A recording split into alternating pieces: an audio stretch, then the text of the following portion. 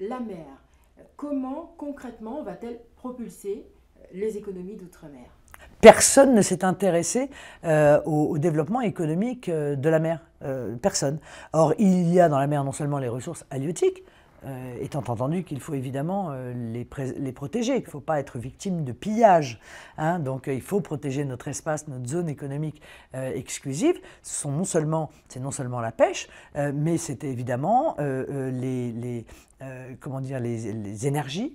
Hein, c'est tout ce qui concerne les nodules polymétalliques, c'est toute l'industrie pharmaceutique, c'est demain, compte tenu des recherches en cours, l'alimentation des animaux. Évidemment, géographiquement, l'outre-mer est le mieux placé pour être la base de départ de cette explosion économique. Mais pour ça, il faut avoir une vision, il faut développer évidemment la formation autour non seulement des métiers du tourisme, mais aussi la formation précisément sur les métiers de la mer. Voilà, les métiers de la mer qui sont extrêmement divers, mais qui sont aussi des métiers de haut niveau. Emmanuel Macron, est-ce que outre-mer, l'avenir pour l'emploi, c'est de créer sa propre entreprise? C'est de créer son entreprise ou de développer des entreprises existantes. Ce qui est sûr, c'est que la seule façon de répondre au problème de l'emploi et de la vie chère, c'est l'activité économique.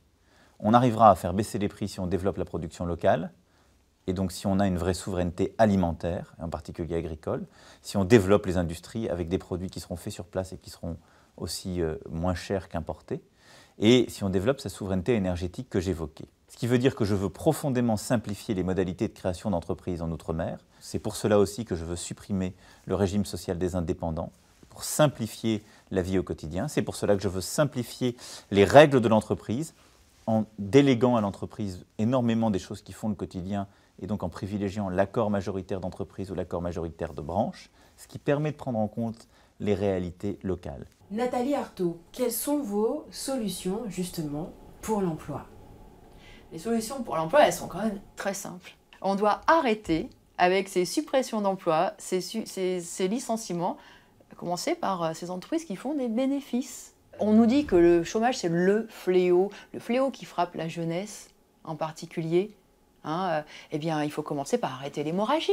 Ces jeunes, il y aurait de quoi les embaucher dans, vous savez, le secteur du commerce, dans le secteur de l'hôtellerie-restauration, dans le secteur bancaire, dans les secteurs agricoles, aussi dans le public.